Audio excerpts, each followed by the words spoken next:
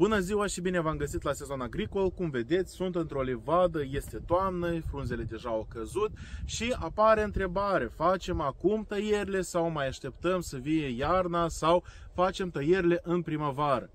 Este foarte important să cunoașteți că, indiferent când veți face tăierile, toamna, iarna sau primăvara, rezultatul va fi același. Deci după tăierile din toamnă, nici de cum până în iarnă nu va apărea nicio creștere, fiindcă pomii deja sunt în repaus vegetativ. Deci, iarna, vara, primăvara, indiferent, rezultatul va fi același. Atunci, dar apare întrebare, de ce totuși iarna sau de ce primăvara majoritatea sunt obișnuiți să facă aceste tăieri și vă răspund la această întrebare.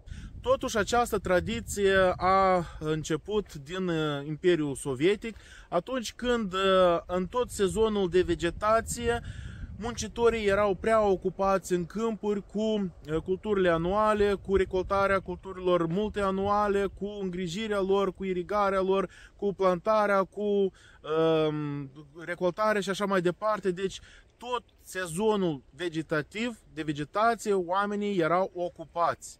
Toamna se începea aratul, se începea semănatul grâului și așa mai departe.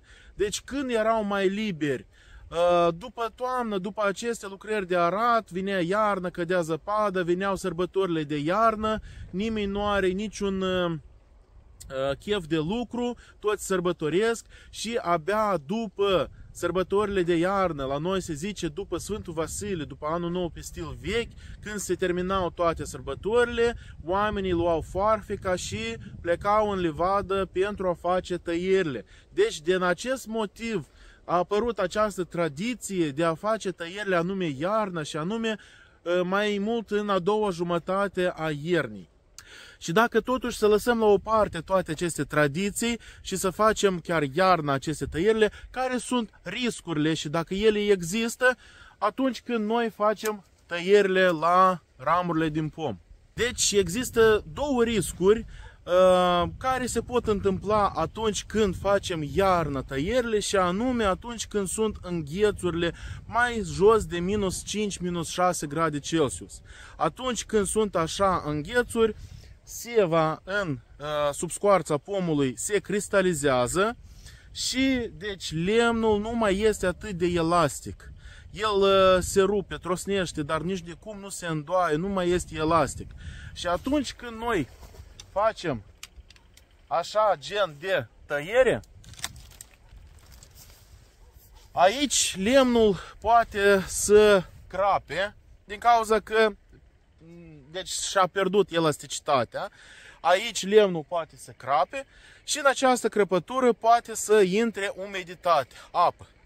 Ceea ce înseamnă că aici poate să înceapă să putrezească lemnul. Și mai ales dacă aceste tăieturi se fac pe ax, în vârful sus pe axul central, atunci acest putregai poate intra în interior și să se deplaseze până la rădăcina pomului. De aceea nu este de dorit să facem acele tăieri atunci când temperaturile sunt mai jos de minus 6 grade Celsius. Dar până atunci se fac cu ușurință în orice perioadă a iernii, toamna, primăvara, iarna, nu contează. Al doilea risc este că atunci când noi facem o tăiere la un mugur ce privește în exterior, și acest lucru se face în majoritatea cazurilor doar atunci când facem tăierile în curte, când avem 1, 2 sau 3 pomi de curățat și nu se face atunci când avem de curățat 10 hectare, atunci este imposibil să ai grijă ca fiecare tăietură să fie făcută la o mugură ce privește în exterior. Dar atunci când noi formăm coroana pomului și avem nevoie o creștere în lateral, atunci se fac tăierile exact la o mugure ce privește în exterior. Deci, așa ar arăta o ramură și așa s-ar face tăietura la o mugure ce privește în exterior. Ce se întâmplă atunci când facem această lucrare iarna?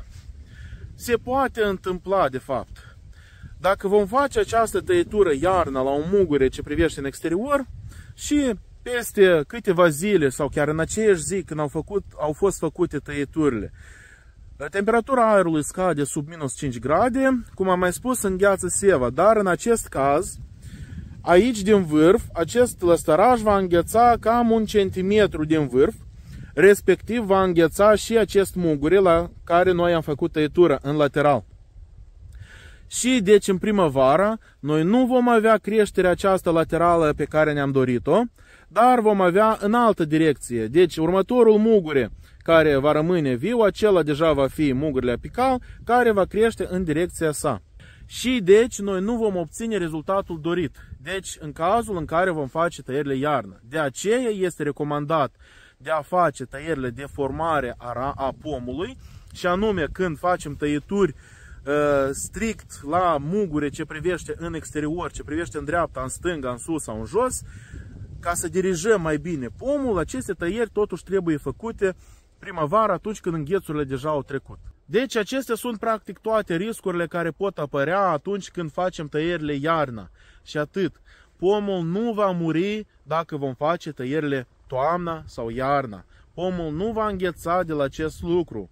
Deci este un mit faptul că livada nu se curăță iarna ori nu se curăță toamna. Dacă am vorbit despre riscurile, despre dezavantajele tăierii în iarnă, haideți să vorbim despre avantajele tăierii în toamnă. Deci în toamnă dezavantaje practic nu există. Există doar avantaje.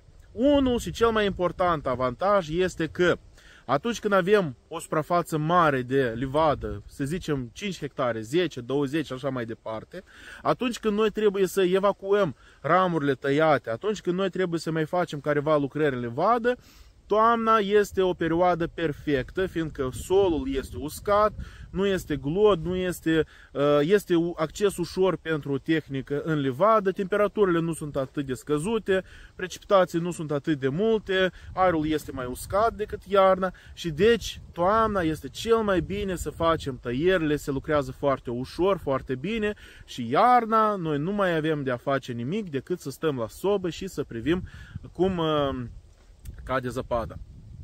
Deci cam atât am vrut să vă spun despre tăierile în toamnă, iarnă, primăvară. Rezultatul va fi același, un rezultat foarte bun.